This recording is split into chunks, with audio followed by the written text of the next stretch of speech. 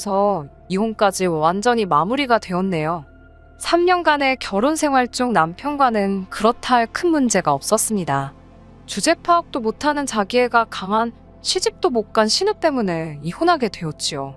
신우의 문제가 이혼 사유가 되었지만 팔은 안으로 굽는다고 결국 제 말 한마디 귀 기울여 들어주지 않았던 시부모님은 물론 제가 신우에게 열등감까지 가지고 있다 몰아가던 남편의 잘못도 이혼에 한몫했습니다. 남편의 위로 누나가 한 명 있었습니다.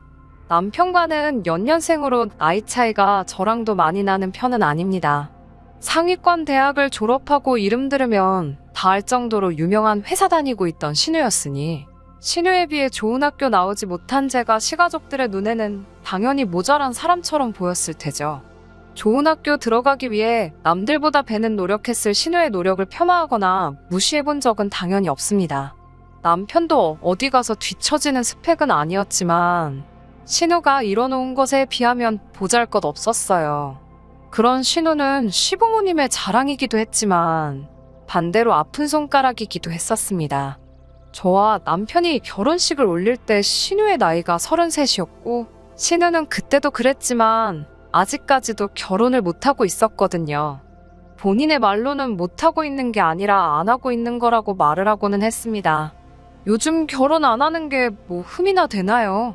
본인이 능력이 되고 혼자 사는데 아무런 문제가 없다면 저도 딱히 아무 말도 안 하겠지만 결혼 생각이 없어서 안 하는 거라던 신우는 그런 말을 하는 사람치고는 누구보다도 결혼을 하고 싶어 하는 사람처럼 보였어요.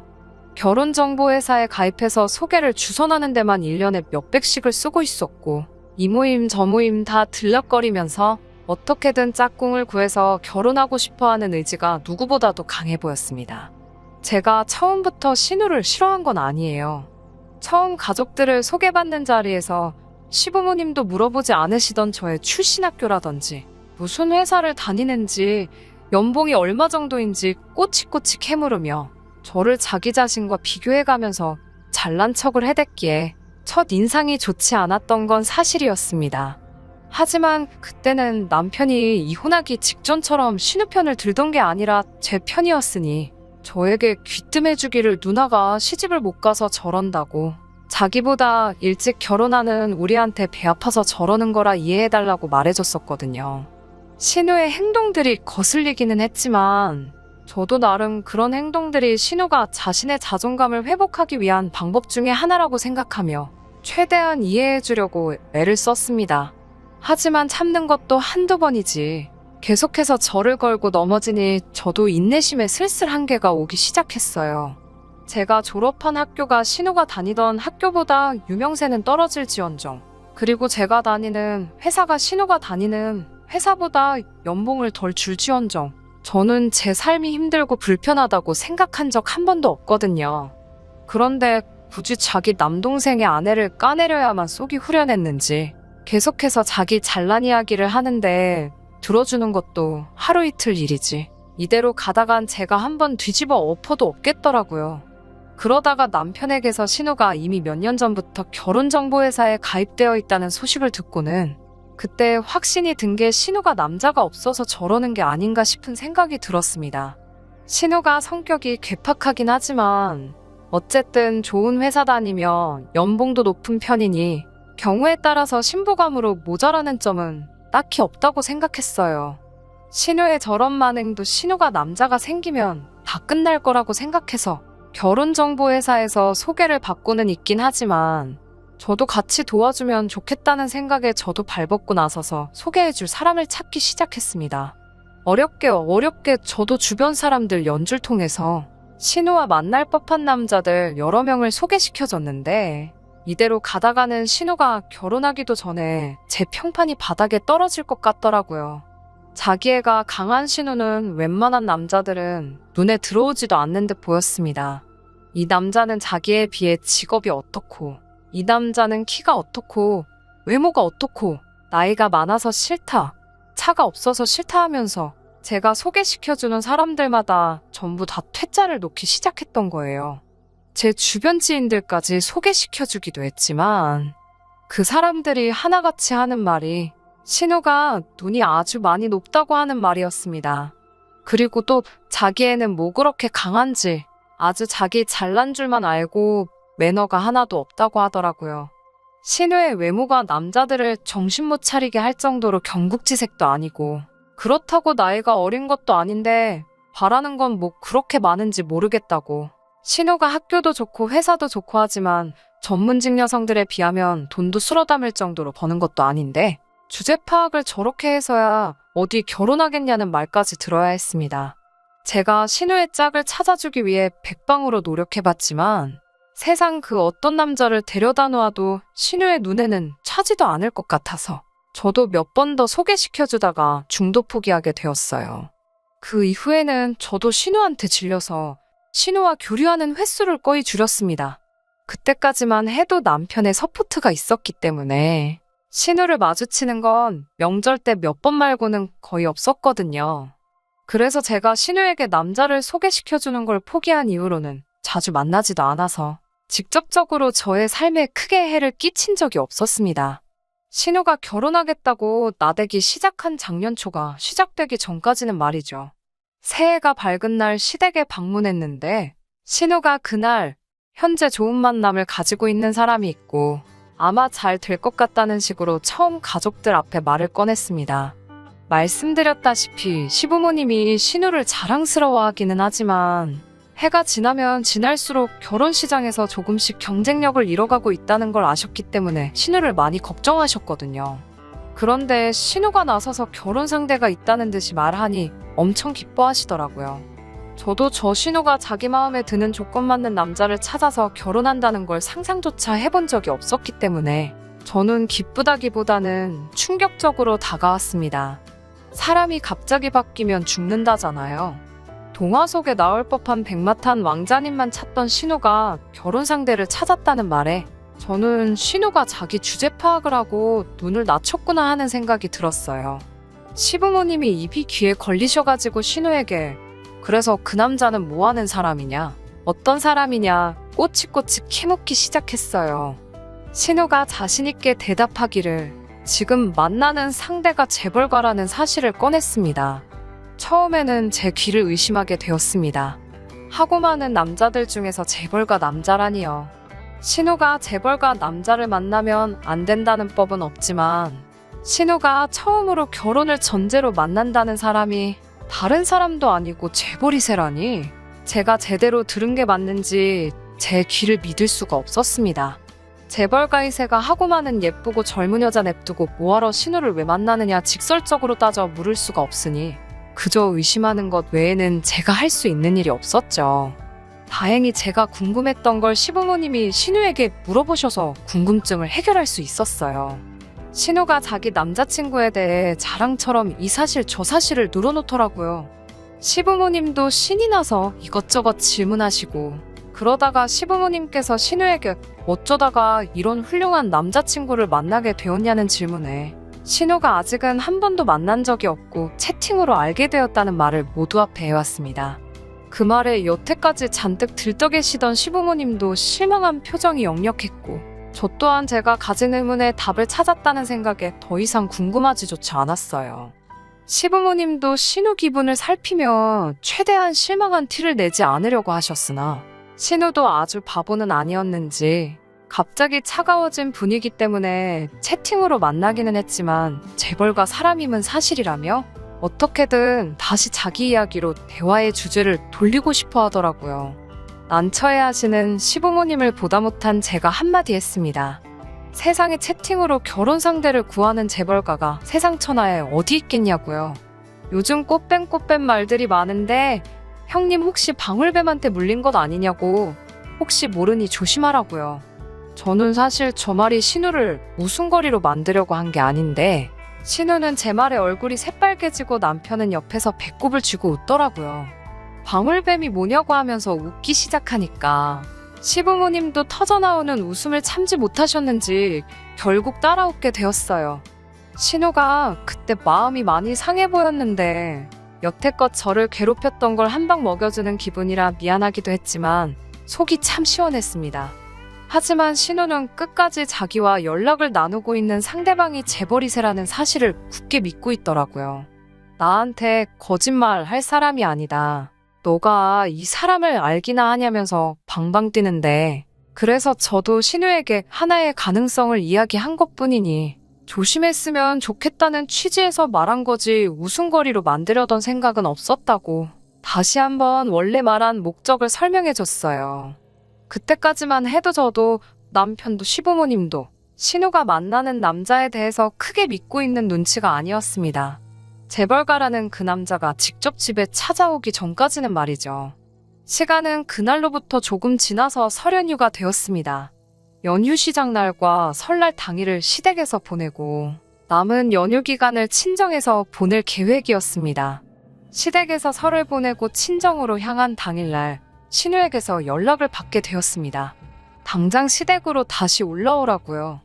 힘들게 고생해가며 친정에 도착한 지 얼마나 되었다고 다짜고짜 올라오라는 말에 왜 저희가 다시 올라가야 하냐고 따지니 제가 방울뱀 들먹이며 뭐라 했던 이야기를 들먹이면서 자기 남자친구가 얼마나 바쁜 사람인 줄 아냐고. 그런데도 너 같은 의심병 환자들 때문에 연휴에 힘들게 시간 내가지고 지금 시댁에 방문하기로 했으니 너네도 와서 얼굴 한번 보고 겸사겸사 그날 일을 자기한테 사과도 하라 뭐 이런 전화였습니다. 솔직히 저도 오랜만에 내려온 친정이었던지라 가고 싶은 마음은 눈곱만치도 없었는데 신우가 저렇게 당당하게 나오는데 괜히 참석 안 해봐야 나중에 말만 더 나오고 신우만 기고만장하게 만드는 게 아닌가 싶어서 아쉽지만 친정부모님께는 따로 상황을 설명하고 시댁으로 다시 향했습니다. 가는 도중에 목적지가 변경이 되어서 시댁이 아니라 서울 한복판에 있는 5성급 호텔로 향했어요. 연락을 받고 간 곳은 그 호텔 안에서도 예약하기가 그렇게 힘이 든다는 레스토랑이었습니다. 한 사람 앞에 식사 가격도 가격이지만 명절 연휴에 어떻게 예약을 해낸 건지가 더 궁금해지더라고요. 갔더니 시부모님과 신우, 그리고 신우의 남자친구는 이미 자리에 앉아 있었고 당시에 방역수칙 때문에 저와 남편은 조금 떨어진 곳에 따로 자리를 하게 되었습니다. 잠깐 신우와 신우 남자친구가 와서 인사를 하는데 신우 남자친구는 인물도 훤칠하고 매너도 엄청 좋았습니다. 나이는 남편과 비슷해 보였는데 솔직한 마음은 재벌가라는 사실을 빼고 보더라도 저 정도 남자가 뭐하러 신우 같은 사람을 만나느냐 하는 느낌이 컸어요. 식사하면서 멀리서 신우네를 바라보는데 둘이 나란히 앉아있는데 그 기가 센 신우가 냅킨으로 남자친구 입 주변도 닦아주고 쩔쩔매는 꼬라지를 보니까 웃기지도 않더라고요. 세상에 저렇게 안 어울리는 한 쌍이 있나 싶었습니다.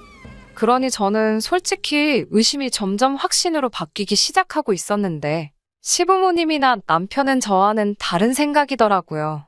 남편도 밥 먹는 내내 또 우리 누나한테 꼭 사과해야겠다 하면서 제가 새해 첫날에 신우 남자친구를 부정하면서 의심했던 걸 가지고 한마디 하더라고요. 시부모님도 그 이후부터는 우리 예비사위가 하면서 이미 두 사람이 결혼을 할 것이라고 확신을 갖고 계신 눈치였어요. 식사가 끝나고 시부모님은 택시를 잡아서 집으로 보내드리고 젊은 사람들끼리 뭉치자고 하면서 어디로 향하더라고요.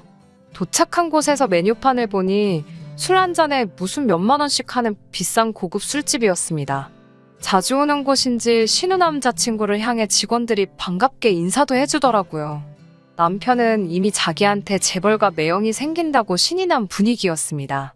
술자리가 끝나고 나서는 저희가 택시를 잡고 집에 돌아가려는데 굳이 저희를 불러세워서는 자기는 대리기사를 불렀다고 기다려달라는 겁니다.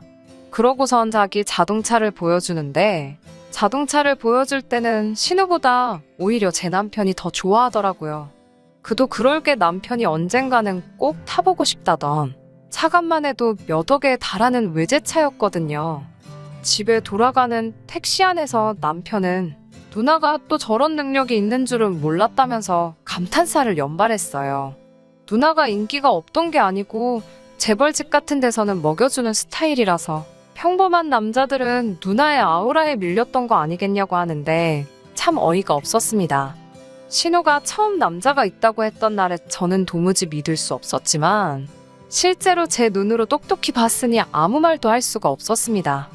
하지만 저는 아무리 생각해도 아니라는 생각이 들었어요. 아무리 사랑이 모든 걸 초월한다고 하지만 신우와 그 남자를 나란히 두고 보면 여태까지의 저의 가치관이나 세상이 무너질 정도로 안 어울리는 한 쌍이었으니까요. 안 어울리는 정도가 아니라 아침 드라마였다면 이런 말도 안 되는 커플이 어디 있냐고, 어디 욕 한 바지 먹을 정도가 아닌가 하는 생각이 들 정도였습니다. 아무튼 신우의 남자친구를 처음 소개받은 이후로는 신우의 남자친구와 저희 부부에서 자주 시간을 보내게 되었습니다. 신우의 남자친구는 자기가 재벌가라고만 소개했지 어느 재벌이라는 걸 밝히지 않았어요. 신우도 정확히는 모르는 것 같더라고요. 아무리 비싼 술을 마시고 비싼 레스토랑에서 식사를 하고 값비싼 외제차를 끈다고 해도 굳이 그 사실을 숨겨야 할 이유는 따로 없다는 생각이었어요.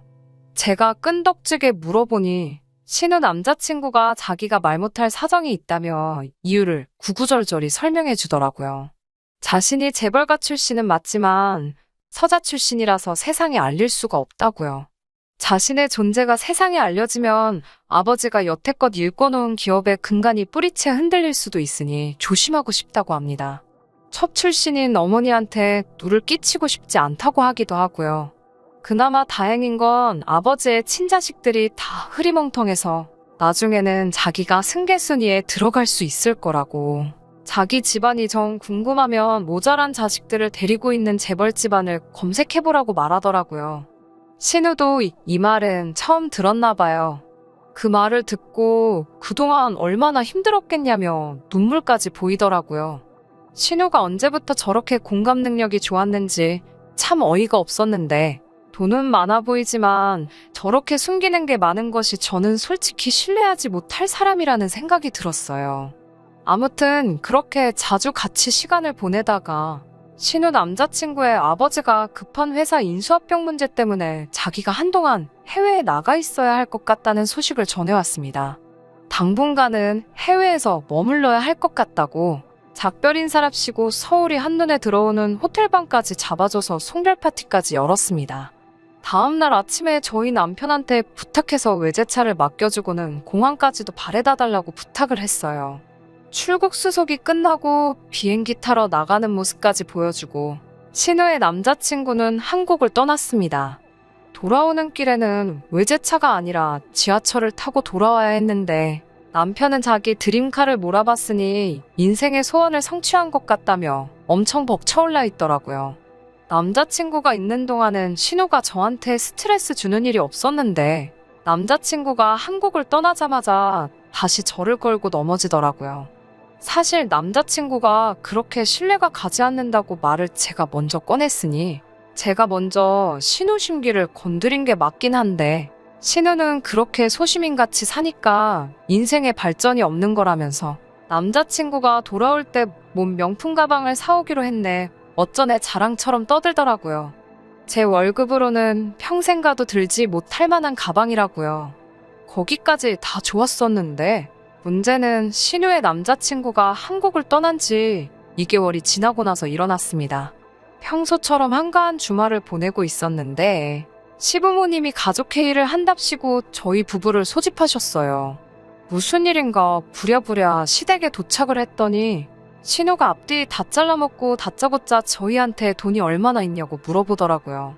갑자기 돈 이야기를 꺼내니 조금 조심스러울 수밖에 없었는데 남편이 적금 깨면 4천만 원 정도 있다고 곧바로 저희 재정 상태를 오픈하더라고요. 시어머니가 그걸로는 택도 없겠다고 말하면서 저희가 지금 살고 있는 집이 얼마인지까지 물어보시는데 그때부터 뭔가 예감이 안 좋기 시작했습니다. 남편은 그게 뭐 숨길 일이냐면서 현재 저희 집이 시세가 얼마고 얼마 정도 한다고 전부 다 말했어요. 아니나 다를까 안 좋았던 촉이 그대로 들어맞았습니다. 신우는 그러면 저희 적금을 깨고 집을 담보로 3억을 대출받아오면 되겠다고 하더라고요. 그래서 제가 중간에 말을 끊었습니다. 무슨 일인지 말도 안 해주고 다짜고짜 3억을 대출받아오라는 게 무슨 소리냐고 물었어요. 신우가 잔뜩 짜증이 난 표정으로 저한테 설명을 해주더라고요. 남자친구가 곧 있으면 한국에 들어오게 되어 있는데 몸이 안 좋아서 검사를 받았더니 양성이 떠서 지금 그쪽에서 발이 묶여버린 상황이라고요. 그거랑 대출이랑 뭐가 연관이 있냐고 물었더니 저보고 아직 말도 안 끝났는데 중간에 자꾸 잘라먹지 말라면서 성질을 부리면서 회사 인수합병 때문에 자금이 필요한데 자가격리를 하게 되면서 큰 거래가 날아가게 생긴 상황이라며 신우에게 혹시 그 돈을 자기 대신 구해서 입금을 해줄 수 있냐고 부탁을 해왔다는 겁니다. 그 금액이 자그만치 10억이었고 신우가 여태껏 모은 돈과 대출을 받아도 택도 없으니 시부모님 노후자금을 합치고 저희 집을 담보로 대출까지 받아 필요하다는 그 액수를 어떻게 마련하려고 하는 거였어요. 그때서야 제가 여태껏 신우 남자친구에게서 느꼈던 사짜 냄새가 확신으로 바뀌더라고요. 지금 다들 제정신들이냐고. 신우가 남자친구랑 혼인신고를 올린 것도 아닌데 그렇게 큰 돈을 어떻게 왔다 갔다 할 생각을 하냐며 정신들 차리라고. 그 사람은 분명히 사기꾼일 거라고 말을 했어요. 그러니 신우가 성질을 내면서 네가 내 남자친구에 대해서 뭘 알고 떠드냐면서 입에 거품을 물고 저에게 안 좋은 말을 퍼붓더라고요. 이미 자기는 남자친구에게 1억에 가까운 돈을 빌려준 적이 있다고. 그리고 갚기로 한 날에 이자까지 쳐서 갚아준 사람이라 신용은 확실하다며 자기 남자친구 아니라고 말 함부로 하지 말라고 하더라고요. 이번에도 인수합병이 성공적으로 마무리되면 우리 쪽에서 빌려준 10억을 20억으로 갚아준다고 했고 그리고 자기와 결혼까지 하기로 약속했다고 하더라고요. 결코 저희도 손해보는 장사가 아니니까 잔말 말고 하라는 대로 하라면서요. 제가 미쳤다고 했어요. 무슨 회사 인수합병을 10억으로 하냐고. 동네에서 장사 잘 되는 족발집도 권리금 생각하면 그 돈 주고 못 살 거라고. 어디 서울의 비싼 아파트 한 채 값도 안 되는 돈으로 회사를 인수합병을 하면 강남 사는 사람들은 회사를 12개씩은 가지고 있겠다고. 그렇게는 안 된다고 했습니다. 신우는 네가 재벌들이 하는 일에 대해서 아는 게 있기나 하냐면서 그러니까 결혼 생활 3년 동안 고작 3천만 원밖에 못 모은 거라며 저를 무시하더라고요. 저를 무시하든 말든 그걸로 손해를 보든 말든 저는 그런 검증되지도 않은 위험한 일에 내 집까지 담보로만 들어가며 돈 마련할 생각 없다고? 미안하지만 그 10억을 20억 만들어서 그 돈으로 감자를 삶아먹던 쪄먹던 알아서 하라고 저희는 빠지겠다고 한마디 했습니다.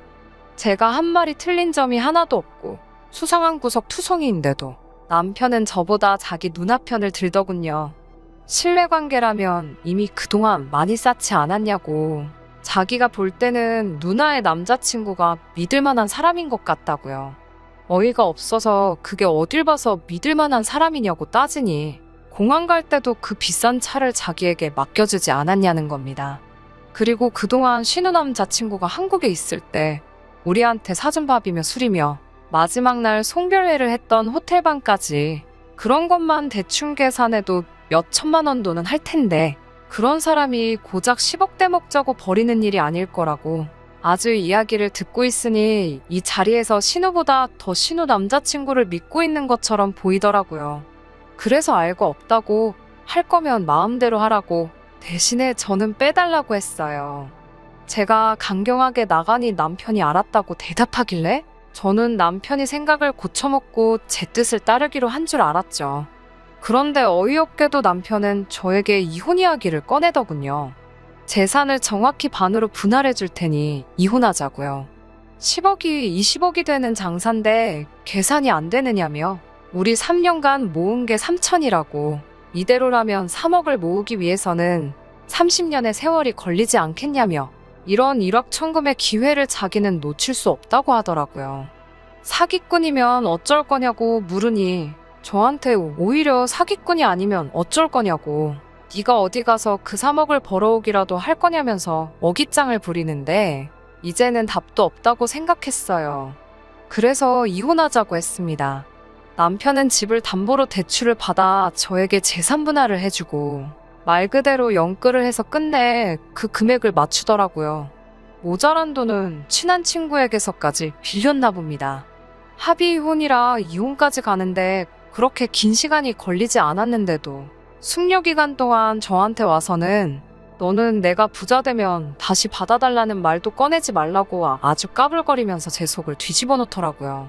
그리고는 얼마 뒤에 신우 남자친구랑 같이 술 마시는 사진까지 보내주면서 사기꾼이 돈 떼먹고 도망갈 거면 지금 나랑 술을 마시고 있겠냐고 하면서 평생 그렇게 월급쟁이 생활만 하면서 살려고 하더군요. 신우 남자친구가 인수합병권만 잘 끝나면 그때는 자기 회사로 불러서 높은 자리 하나 주겠다고 약속까지 했다나요. 돈 얼마에 저렇게 변할 사람이었으면 차라리 이혼한 게 잘 된 거라는 생각이 들었어요. 이혼 후에도 제 삶이 그렇게 크게 변한 건 없었습니다. 내 집 생활 하다가 회사 근처에 월세방살이를 다시 시작해야 했지만 한 점 후회는 없었어요. 그렇게 남편과는 연락도 끊고 있고 살았는데 얼마 전에 남편에게서 도와달라고 연락이 왔습니다. 제 예상이 맞았던 거예요. 예상이 맞았다고 할 일도 없었어요. 누가 봐도 사짜 냄새 물씬 나는 상황이었으니까요. 제가 예상한 대로 신우의 남자친구는 재벌가의 서자인 척 연기를 하고 있던 가짜였던 겁니다. 경찰서에 갔더니 신우 말고도 그 남자에게 결혼을 빌미로 돈을 떼먹힌 사람이 한두 명이 아니었다고 하네요. 번드르르한 외제차와 비싼 호텔, 식당까지. 당한 수법이 모두 똑같았어요. 돈을 펑펑 써대면서 상대방의 가족들에게까지 신뢰와 호감을 얻고 그걸 빌미로 마지막에 가서는 큰 돈을 요구하는 아주 지능적인 사기꾼이었던 겁니다. 일단 한 명의 여자에게서 그 돈을 빌려서 그 돈으로 다른 여자에게 작업을 걸고 그 여자에게 돈을 또 빌려서 또 다른 여자에게 작업을 꺼는 식으로 그렇게 사람들의 마음을 훔쳐서 마지막에는 큰 돈을 뜯어내고 잠수를 타버린 거였어요. 시부모님 노후 자금은 물론 신우고 남편이고 정말 주변 지인들 돈까지 해서 끌어모을 대로 끌어모은 돈이었어서 당장 온 가족이 길바닥에 나앉게 생겼다고 하면서 제 말을 들을 걸 그랬다며 자기만이라도 일단 살려줄 수 있겠냐면서 우리 다시 합치면 안 되겠냐 연락을 해온 것이었습니다. 일 없다고 했어요. 이제 와서 용서를 구하기엔 너무 늦은 거 아니겠냐고 나한테 큰 소리 치고 떠난 게 있으니 그 이후 일은 저를 연관짓지 말아달라고 하고 연락을 끊어버렸습니다. 그 뒤로도 계속해서 연락이 왔지만 받지 않았어요. 연락해서 할 말이라곤 뻔한 이야기밖에 없을 테고 돈이라도 빌려달라는 말을 들었다가는 이 인간에게 남아있는 마지막 정까지 사라져버릴 것 같아서 좋은 모습으로 끝내기 위해 일부러 연락을 받지 않았습니다. 항상 저보고 못 배웠다며 저를 무시하고 끝까지 제 이야기에 말 한마디 귀 기울여 듣지 않았던 신우, 시부모님, 그리고 제 남편이에요. 그 벌을 달게 받았다고 속이 후련할 수도 있지만 안쓰러운 마음뿐이네요. 사실 진짜 나쁜 건 사람 마음을 가지고 장난친 그 사기꾼 녀석이니까요. 저를 그동안 어떻게 대했던 간에 아무쪼록 전시가족들이 별탈 없이 다시 일어날 수 있다면 좋겠습니다. 그리고 그 사기꾼 녀석도 얼른 잡혀서 사람 마음을 가지고 장난친 그 죄를 달게 받았으면 좋겠네요. 더 이상 신우와 같은 피해자가 나오지 않기를 바라면서 이만 사연 줄여보도록 하겠습니다. 끝까지 들어주셔서 감사합니다. 오늘의 사연은 여기까지입니다. 구독과 좋아요, 알람 설정 부탁드리고 더 좋은 사연으로 다시 찾아뵙겠습니다. 감사합니다. 신바람 사연 아파트 오늘의 사연 시작하겠습니다. 안녕하세요. 결혼한 지 3년 된 30대 중반의 여성입니다. 평생의 동반자라고 믿었던 남편이 저에게 이럴 줄은 정말 꿈에도 생각 못했네요. 오빠 행세에 미쳐버린 남편, 신우에게 던져주고 이혼했습니다. 저는 대학교를 졸업한 이후에 제과제빵을 배우고 싶다는 욕심이 있었어요. 하지만 부모님뿐만 아니라 주변 사람들 모두 그 학벌에 왜 빵 만드는 것 따위를 배우냐며 시간 낭비하지 말고 얼른 취직부터 하라고 그러더군요. 젊은 나이도 내세울 수 있는 경쟁력 중에 하나라면서요. 지금보다 더 늦으면 취직하기 앞으로 더 힘들게 될 거라고 하더라고요. 저는 그렇게 자의반 타의반으로 여러 회사에 지원을 하게 되었고 운 좋게 한 번에 취업에 성공할 수 있었습니다. 그 이후로 회사 생활을 3년 정도 하니 시간적으로도 금전적으로도 저에게 조금씩 여유가 생기기 시작하더군요. 그래서 그제서야 평일에는 회사 생활을 하면서 주말에는 제과제빵 수업을 찾아 듣기 시작했습니다. 체력적으로 힘들긴 했지만 제과제빵이란 게 배우면 배울수록 재밌었고 제가 소질도 있더라고요. 그래서 언젠가는 제 카페를 차려서 제가 만든 빵과 디저트를 손님들에게 선보여야겠다는 꿈을 갖게 되었습니다. 제과제빵 학교를 수료하는데 2년의 시간이 걸렸고 그 이후 지인의 소개로 남편을 알게 되었습니다. 남편은 제가 근무하는 회사에서 멀지 않은 곳에 위치한 중견기업의 회계팀에 근무하고 있었어요. 사실 저나 남편이나 소개팅을 할 생각이 있던 사람들은 아닌데 오지랖 넓은 지인이 다리를 놔줘서 만나게 되었네요. 그 이후로 1년간 연애를 하고 결혼까지 하게 되었지요. 남편에게는 은퇴하신 시부모님과 철딱선이 없는 저보다 한 살 어린 신우가 있었습니다. 결혼 준비를 하면서 시댁의 재산 상태를 어느 정도 파악하게 되었는데 시부모님은 나라에서 나오는 연금과 남편이 보내주는 얼마간의 용돈으로 생활을 이어가고 계셨습니다. 당신들 명의로 집 한 채가 있다고 했고요. 신우는 중소기업에서 격리로 일하고 있다고 했습니다. 남편이 시부모님께 용돈을 일부 드리고 있는 것도 자식된 도리로 당연하다고 생각했어서 따지지는 않았습니다. 그리고 신우가 얼마를 모았는지 얼마를 버는지까지는 알 수도 없었고 관심도 없었네요. 상견례 장소는 당시 엄청나게 인기가 좋았던 한식당에서 하게 되었어요. 원래는 6달 전에는 예약을 해야 할 정도로 한번 가기가 어려운 곳인데 친구가 주방에서 메인 셰프로 일하고 있었기에 운 좋게 자리를 잡을 수 있었습니다. 양가 어른들 모두 분위기도 좋고 맛도 좋다며 저더러 능력자라고 치켜 세워주시더라고요. 반면에 신우는 혼자서 뭐가 못마땅한지 똥 씹은 표정을 하고 있었습니다. 사실 신우는 처음 저를 볼 때부터 뭐가 그렇게 불만인지 사람을 아주 도끼 눈을 하고 쳐다보더라고요. 아주 노골적으로 저를 훑어보는데 얼마나 기분이 나쁘던지 저도 똑같이 째려보니까 시선을 피하더라고요. 나중에 남편에게 신우가 저한테 왜 그러는지 모르겠다고 하소연을 하니 아마 질투가 나서 그러는 것 같다고 그러더군요. 한다는 말이 신우가 제 옷차림새를 보고 사치스러운 여자 같다고 남편더러 결혼하지 말라고 했다는 거예요. 어이가 없어서 제가 어디가 사치스럽다고 하냐 물어보니까 제 신발 가방은 다 비싼 거고 옷은 요즘 유행하는 걸로 입고 다닌다라며 딱 봐도 돈을 흥청망청 쓰는 게 분명하다고 그랬대요. 가방은 회사 생활 1년 만에 처음 받은 상여금으로 큰맘 먹고 지른 거였고 신발은 친정엄마가 결혼식 때도 신으라고 좋은 거 한 켤레 사주신 건데 어이가 없더군요. 언젠가 기회가 되면 꼭 해명을 해야겠다 벼르고 있었어요. 그리고 결혼식을 앞두고 있던 어느 날 남편이 저녁을 먹자고 하길래 평소와 다름없이 데이트를 하는 줄 알고 나갔습니다. 그런데 신우가 나와 있더라고요. 남편은 서로 지난번에 대화도 많이 못하지 않았냐며 친해지라고 자리를 만들었다고 하더라고요. 신우도 어이가 없는 눈치였고 저도 황당했어요. 남편은 남의 속도 모르고 한다는 소리가 이제 둘이 자매처럼 지냈으면 좋겠다는 거예요. 그리고 순간 전 기왕 나온 김에 지난 일에 대해서 이야기를 해야겠다 싶었습니다. 아가씨, 이 가방 제가 정말 피땀 흘려 일해가지고 그래서 받은 상여금으로 산 거예요. 언니, 지금 회사 생활한다고 잘난 척하는 거예요? 왜 말을 그렇게 비꼬아서 들어요? 누가 직장 생활하는 걸로 잘난 척을 하겠어요. 남들 다 하는 직장 생활이 어떻게 자랑거리가 되나요? 진짜 매기려고 그러는 거네. 지금 나는 상여금 나오는 회사 다니니까 가방 산 거라고 그게 자랑하는 거 맞잖아요. 어디 내 말이 틀렸어요? 말을 하면 할수록 신우는 이유도 없이 저에게 분풀이를 하더라고요. 자격지심인가 싶어서 이러다간 큰 싸움 나겠다고 먼저 일어나겠다고 자리를 피했어요. 그런데 그날 밤 남편에게 또 전화가 걸려왔어요. 제가 가고 나서 신우가 울면서 저는 인정머리도 없고 남의 자존심 같은 건 생각도 안 해주는 여자라고 욕을 하더래요.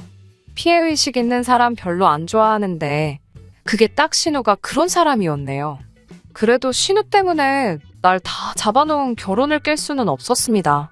사실 그때는 그런 생각은 아예 하지를 못했고 똥이 무서워서 피하냐 더러워서 피하지라는 말만 떠올리며 신우와 좀 거리를 두면 해결될 일이겠거니 싶었습니다. 아무튼 결혼식을 올리고 얼마 지나지 않아 회사에서 희망퇴직을 받기 시작했습니다. 위로금을 계산해보니 실수령이 1억은 좋게 되겠더라고요. 1억이면 제가 그토록 원하던 카페를 창업하기에 충분하진 않아도 부족하진 않을 것 같았습니다. 고민 끝에 남편에게 퇴사를 하겠다고 말했어요. 남편은 그러면 생활비는 어떻게 하려고 그러냐 묻더라고요. 저희는 결혼을 반반으로 했고 생활비도 각자 월급에서 얼마씩 각출해 공동으로 쓰고 있었습니다. 저는 그 부분은 걱정하지 말라고 밀리지 않고 줄 수 있다 하니 그럼 제 마음대로 알아서 하라고 하더군요. 어차피 서로의 재산에는 터치하지 않는 게 저희 부부의 원칙이었고요. 친정부모님은 어차피 말려도 할 것 같으니 차라리 한 살이라도 어렸을 때 도전해보라고 하셨습니다. 그래야 실패를 하더라도 금방 다시 털고 일어날 수 있다면서요. 남편의 동의에 이어 부모님의 허락까지 떨어지니 더 이상 주저할 이유가 없었습니다. 그런데 문제는 제가 카페나 빵집에서 한 번도 일해본 적이 없었어요. 사람들은 일단 제 가게를 열면 자동으로 일을 하게 되고 그러면서 배우면 된다고 했지만 제 성격상 그렇게는 못하겠더라고요. 결국 저는 낮에는 제 가게를 어떻게 할지 분석과 고민을 하며 시간을 보냈고 밤에는 근처에 늦게까지 여는 카페에 가서 일을 했습니다.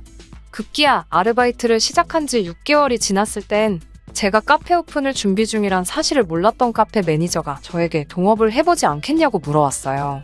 그때 저는 제 사업을 해도 되겠다는 확신을 갖게 되었고요. 그렇게 시작한 카페는 하루가 다르게 번창해 나갔습니다. 특히 제가 제과제빵학교를 다니면서 만들어냈던 저만의 특별한 레시피가 있었는데 그게 젊은 사람들 사이에서 엄청나게 빠른 속도로 입소문을 탔어요.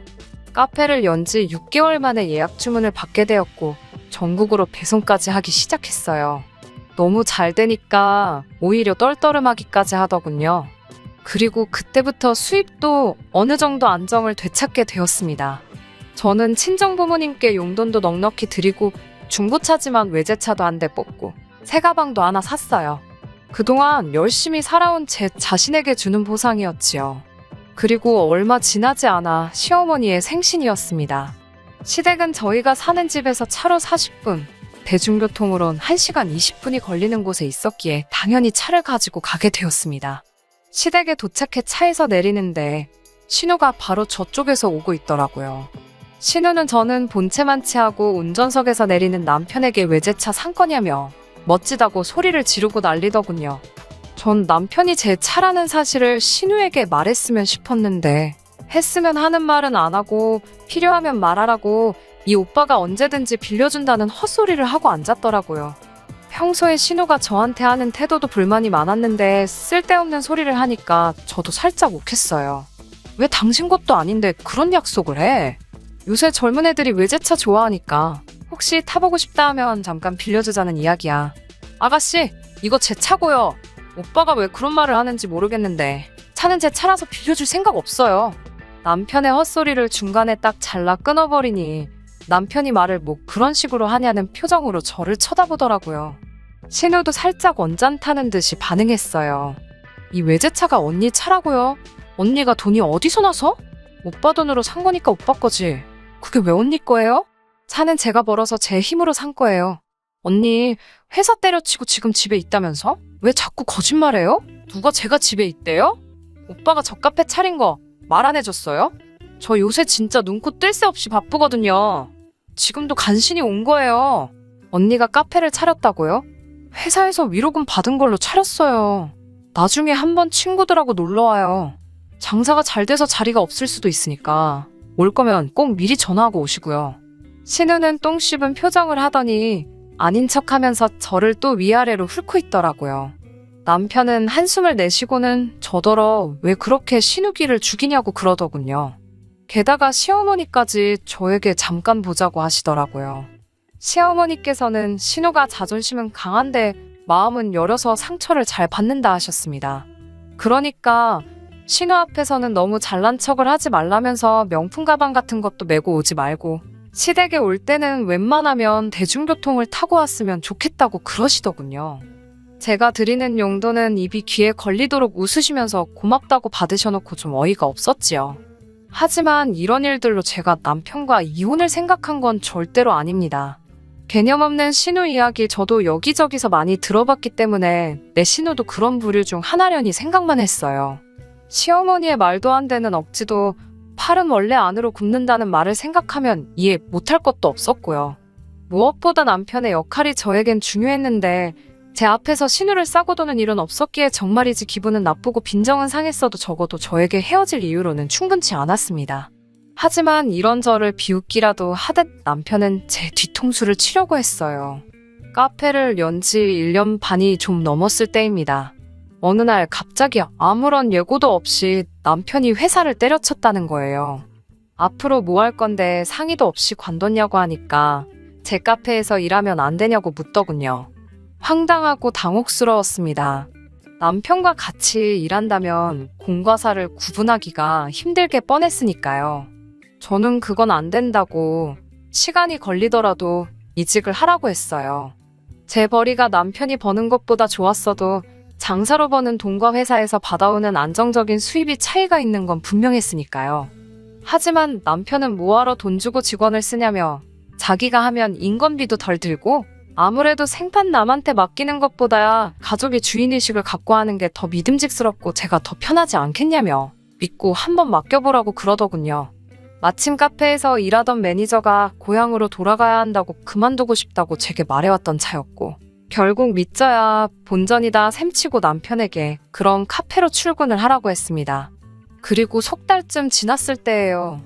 옆가게 돈가스 사장님이 다음 달에 계약 끝나면 문 닫고 이민을 가신다고 하시더군요.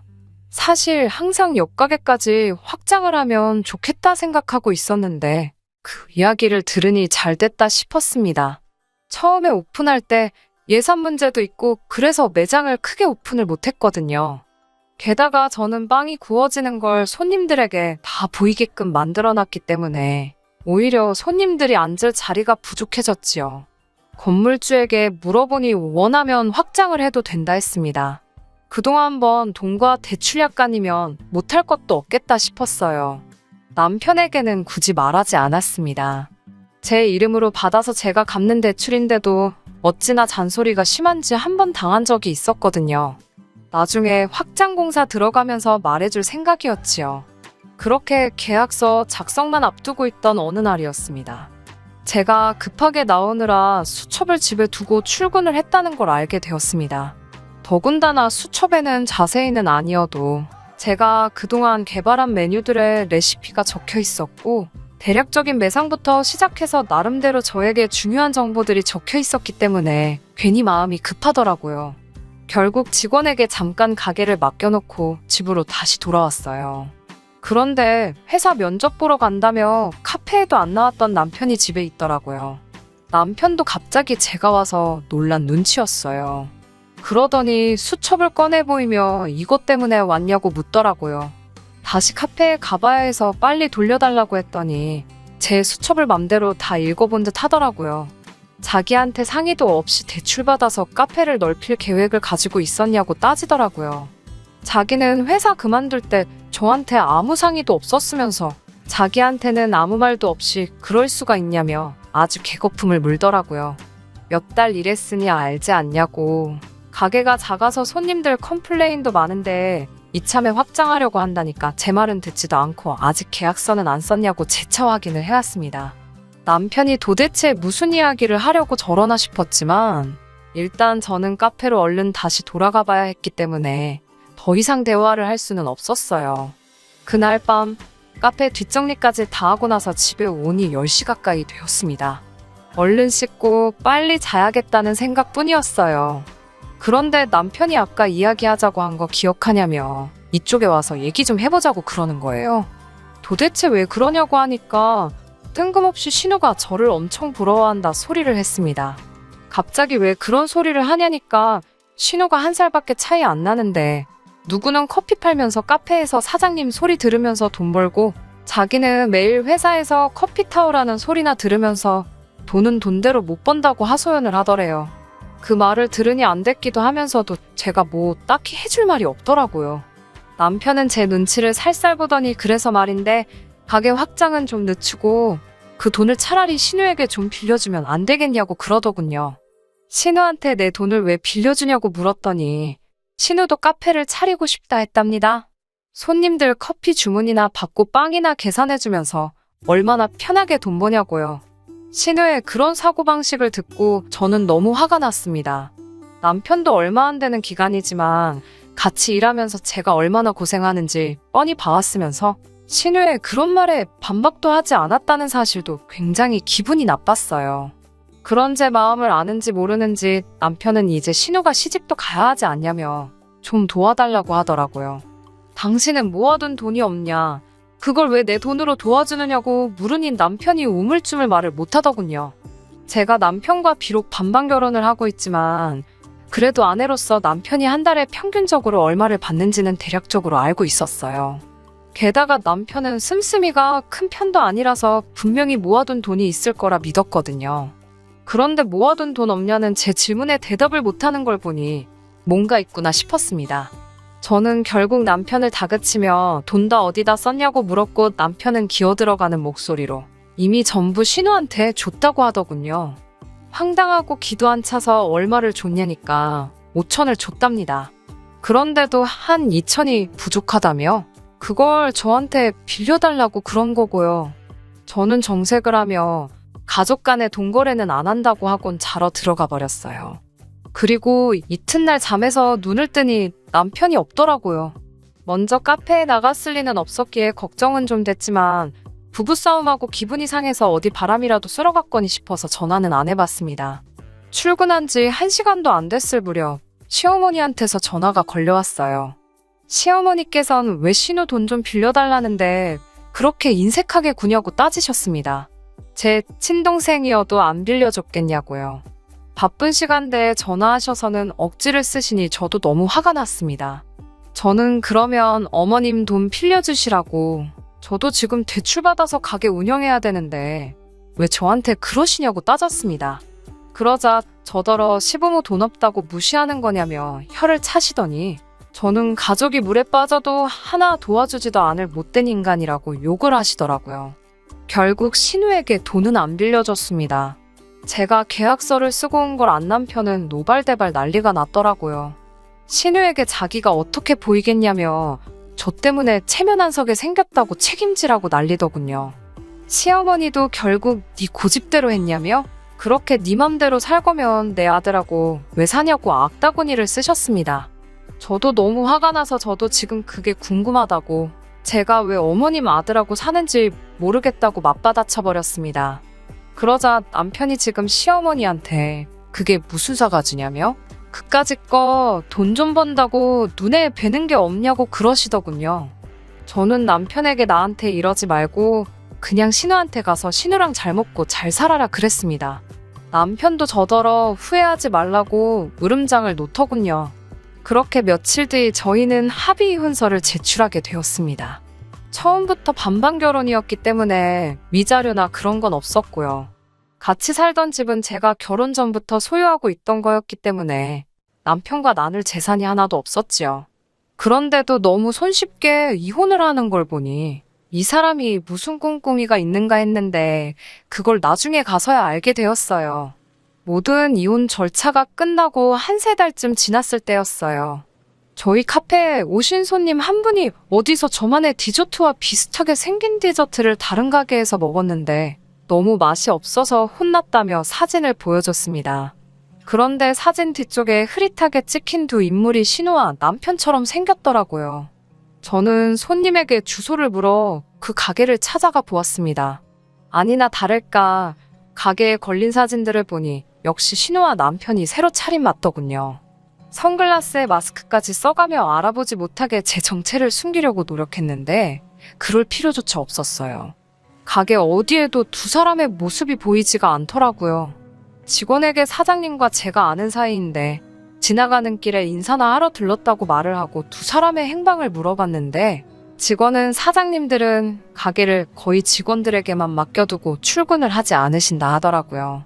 편하게 돈 벌고 싶어 하더니 가게 차린 지 얼마나 됐다고 벌써부터 직원들한테 모든 걸 맡겨놓고 가장 발로 뛰어야 할 두 사람은 놀러 다니느라 바빠 보이더군요. 진열장에는 저만의 디저트를 조잡스럽게 베낀 듯한 맛대가리 없어 보이는 케이크들이 나와 있었습니다. 아마도 남편이 제 수첩을 봤을 때 거기에 적힌 레시피를 훔쳤다는 생각이 들었어요. 중요한 비법은 제 머릿속에 다 들어있고 자세하게 적어놓지는 않았기 때문에 그냥 흉내만 내놓은 정도였긴 하지만요. 제 디저트가 대박이 나서 제가 돈을 벌고 있었으니 그걸 저렇게 흉내만 내서 팔면 자기들 카페도 대박이 날 거라고 생각을 했나 봅니다. 그때 와서 생각난 게 남편과의 이혼 과정이 너무 순탄했다는 거예요. 애초에 남편은 제 비법을 훔쳐서 신우와 가게를 차려 그 수입을 혼자 독차지하려고 했던 거라는 생각이 들었습니다. 한 번 맛을 봤는데 어찌나 느끼하고 계란 비린내는 또 얼마나 심하던지 얼마안가 망하겠다는 생각이 강하게 들었습니다. 그리고 정확히 한 달 반 뒤 신우의 카페가 망할 줄은 알고 있었지만 설마 인터넷 기사에서 만나게 될 줄은 몰랐습니다. 케이크를 사간 손님이 안에 곰팡이가 피어있다며 신문사에 제보를 했더군요. 결국 얼마 지나지 않아 신우의 카페는 폐업을 하게 되었고요. 회사까지 때려친 남편이 시어머니 돈까지 탈탈 털어서 신우 가게에 몰빵을 했던 것 같은데 앞으로 어떻게 살아갈지 생각하니 저도 모르게 웃음이 실실 나오더라고요.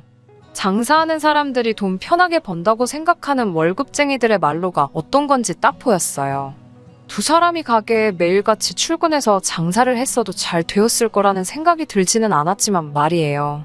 제가 피땀 흘려 개발한 메뉴를 비슷하게 따라만 하면 돈은 자동으로 따라올 거라고 생각했다는 것도 이해가 되지 않았어요. 스스로 직접 뭘 해볼 생각은 없고 어떻게든 편하게 돈 벌 궁리만 했으니 그게 망하지 않는 게 더 이상한 일이겠죠? 신우가 정말 큰 뜻을 가지고 음흉하게 제 남편을 꼬드기는 게 아니고 저에게 도와달라 부탁을 해왔으면 그때는 이야기가 달랐을 수도 있었을 거예요. 그놈의 자존심이 뭔지 아무리 새언니라지만 시짜짓을 해야만 적성이 풀리지 자존심을 숙이기는 싫었는가 봅니다. 남편에게 정이라도 남아있었다면 하다못해 맛이 어디가 이상한지 수정된 레시피를 줬을 수도 있었을 거예요. 안타깝게도 오만정이 다 떨어져서 그런 수고까지 해야 하는 이유도 모르겠네요. 아무쪼록 두 사람이 열심히 노력하고 연구해서 알아가면 좋겠습니다.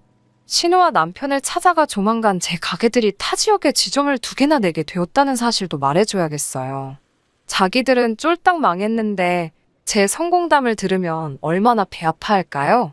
한 방 더 먹여줄 그날만 기다리면서 저도 초심을 잃지 않고 열심히 장사를 하려고 합니다. 끝까지 들어주셔서 감사합니다. 오늘의 사연은 여기까지입니다. 구독과 좋아요, 알람 설정 부탁드리고 더 좋은 사연으로 다시 찾아뵙겠습니다. 감사합니다.